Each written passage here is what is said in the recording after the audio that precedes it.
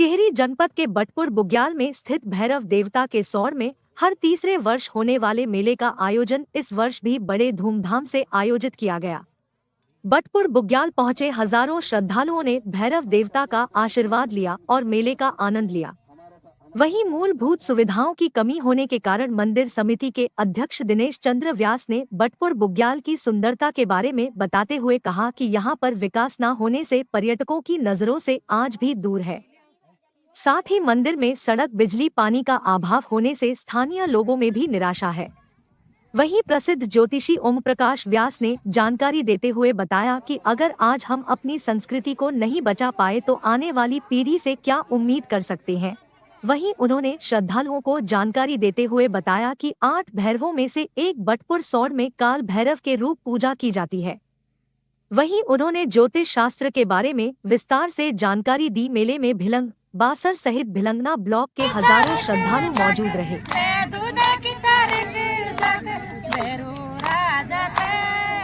नमस्कार दोस्तों की सब भक्तजनों की हर हर महादेव।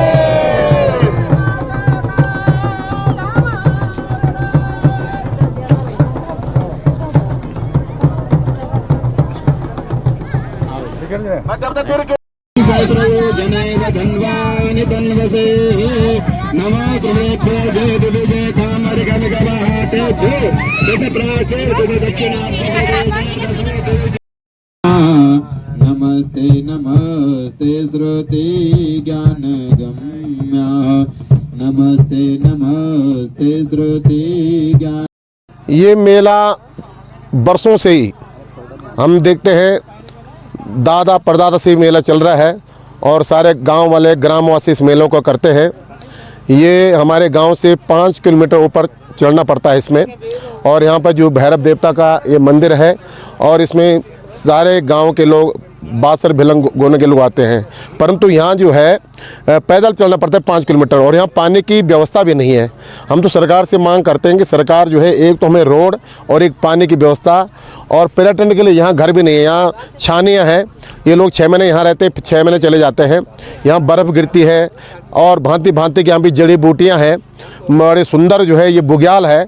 तो सरकार चाहे तो यहाँ के विकास कर सकती है और यहाँ के लोगों का विकास कर सकती है। यहाँ विकास के बहुत साधन है और हमें रोड और पानी मिल जाए तो लोगों की जो मूल समस्या है वो समाप्त हो जाए।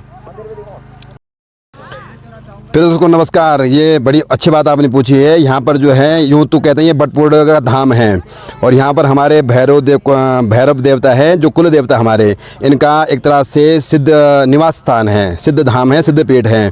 तो मान्यता यहाँ पर यह है कि हमारे प्राचीन काल से, दादा परदादा काल से यहाँ पर एक भैरव देव का स्थान बनाया गया और इस स्थान पर जो है हम हर तीसरे साल में आते हैं और यहाँ पर भगवान जी का पूजन अर्चना करते हैं। और साथ साथ में यहाँ पर इतना नहीं है, साथ में मेला का भी यहाँ पर आयोजन होता है।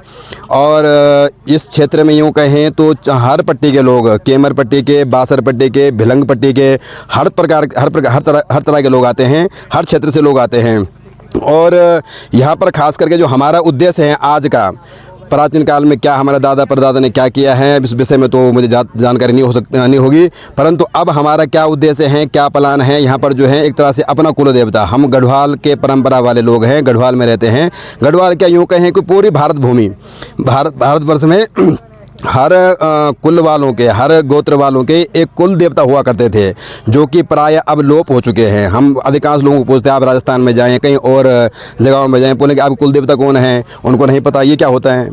तो हम इसी चीज़ को जो है जीवित रखना चाहते हैं कि एक वंश परंपरा के जो देवता होते हैं उनका नाम है कुल देवता। एक होते हैं ग्राम देवता, एक होते हैं स्थान देवता, और घर में भी एक देवता होता है जिसका नाम है वास्तु देवता। तो यहाँ पर हमारे कुल देवता है।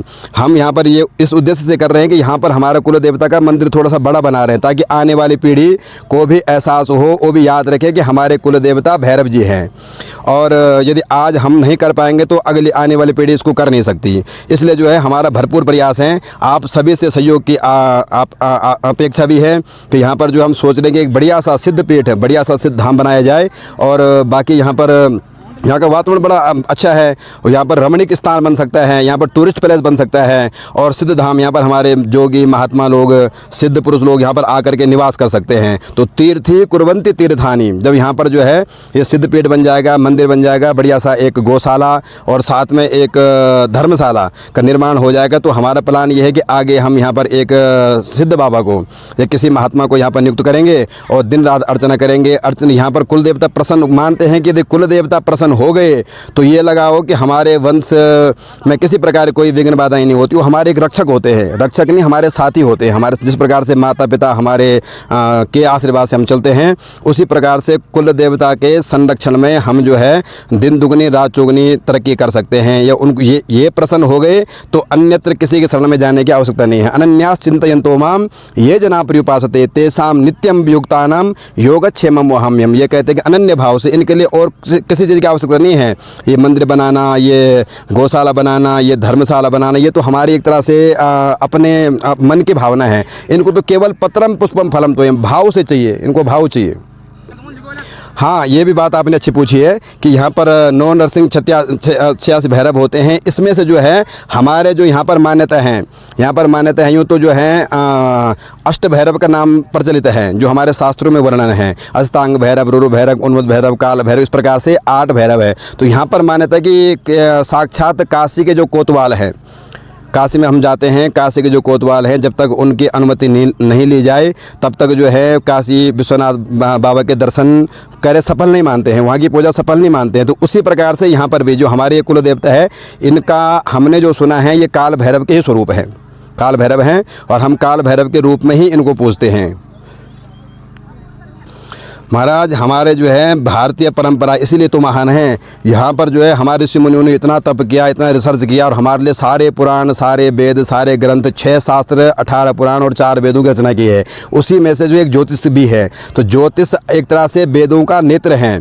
और ज्योतिष में ये मान्यता है कि ज्योतिष प्रत्यक्षम ज्योतिषम शास्त्रम चंद्रार कोई साक्षणा। आज जो है हमने हमारे ऋषियों ने रिसर्च करके रखा हुआ था प्राचीन काल में कि मंगल का रंग लाल है और हमारे योजन सहस्त्र पे भानु है, हनुमान चालीसा में उल्लेख है। तो हमारे ऋषियों को स्पष्ट उन्होंने उल्लेख किया हुआ था। तो हमारे ज्योतिष शास्त्र में तो इतना है कि हम जो हैं जो एक तरह से चिकित्सा ज्योतिष यूँ कहें तो एक तरह से हमारे भविष्य आने वाली घटनाओं, संभावित घटनाओं का पूर्व अनुमान, ज्योतिषी एक अच्छा ज्योतिषी हो तो पूर्व अनुमान कर सकता है, आपको समस्याओं से बचा सकता, उसका निदान दे सकता है। तो ज्योतिष तो हमारी भारतीय परंपरा में एक महान ग्रंथ है जो कि साक्षात वेदों का नेत्र हैं और हमारी जीवन की घटनाओं को पूर्व अनुमानित करते हुए उनको आपको सचेत कर सकता है।